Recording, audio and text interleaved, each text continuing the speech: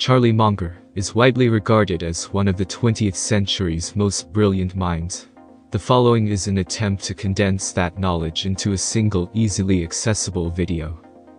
Charlie Munger is best known as the vice chairman of Berkshire Hathaway Incorporated, the world's greatest compounding machine. Berkshire Hathaway has recovered nearly 2 million% of its initial value under his and Warren Buffett's leadership, or 20,000 to 1. This was accomplished in the adult lives of two people simply by investing the company's money in an increasing number of profitable businesses while avoiding risky borrowing. This is a classic story. For today's video, I have picked 3 lessons from Charlie Munger that will be useful for the retail investors in the current economic environment. Before that, please hit the like and subscribe button to help the channel grow, and comment down any other topics you want to be discussed in this channel. I had a question regarding the Stoics. It's something I've read after you've started. You actually mentioned it. There's a great, anybody who's read your life, you're a testament to the idea that to not be a victim, but to be a survivor. And it's an attitude that has helped me in my short life so far. Could you perhaps expand on that idea, how it's helped you, and how that is perhaps one of the greatest ways to live your life out, regardless of what happens to you? Well, of course, feeling like it's rather interesting to make change. Some people are victimized by other people. And if it weren't for the indignation that causes, we wouldn't have reforms that we need. But that truth is mixed with another. It's very counterproductive for an individual to feel like a victim, even if he is. Best attitude is just to be cheerful about everything and keep plugging along. And therefore, I don't like politicians that get ahead by trying to make everybody else feel like a victim. And they make my flesh crawl. And I just don't believe in it. Of course, who wants to be a victim instead of a survivor?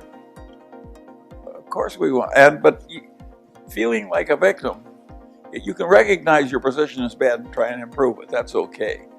But to have a deep feeling of victimhood and it's all somebody else's fault is a very counterproductive way to think.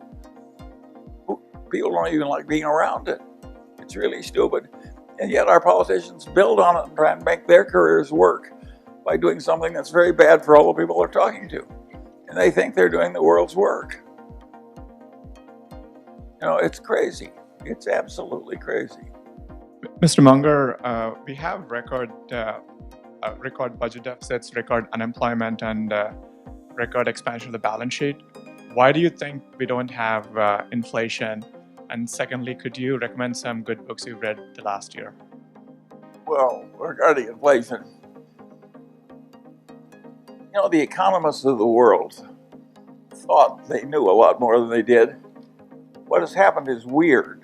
That in response to the Great Recession, all the nations of the world have printed money like crazy and have bought all kinds of investment assets. And they've done things that nobody in the economics profession would have recommended on this scale, even 5 or so years ago. And yet the inflation has been very low. I think we all have a lot to be modest about when we talk about economics. Lyndon Johnson said that giving a talk on economics was a lot like pissing down your leg. He says it feels hot to you, but it doesn't influence anybody else very much.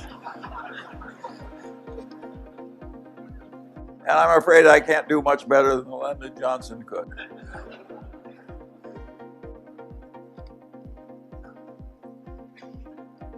Books? Any books you recommend? Oh, books. Well, people send me books more than I can read. And I've gotten so I skim a lot of them very rapidly. And I'm not sure I'm the right one anymore to do. Books are so important to me all my life that I find that I used to read fewer books and read them better than I do now. And of course, I don't see very well. So maybe you should talk to some younger man about your books.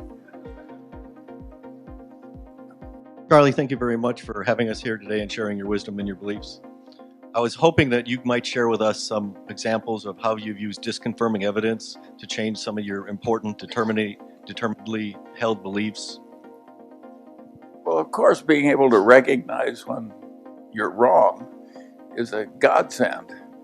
If you take a good bit of the Munger fortune came from liquidating things we originally purchased because we were wrong. Of course, you have to learn to change your mind when you're wrong. And I actually work at trying to discard beliefs. And most people try and cherish whatever idiotic notion they already have because they think it's their notion, it must be good. And I think, of course, you want to be re-examining what you previously thought, particularly when disconfirming evidence comes through. And there's hardly anything more important than being rational and objective. Just think of all the dumb things you can do in life. Think of the brilliant people who are just utterly brilliant, who do some of the dumbest things. You won't have any trouble thinking of examples. In fact, most of us can think of our own action in the last year or two, and we can all pull up an example or two. It's hard to be rational.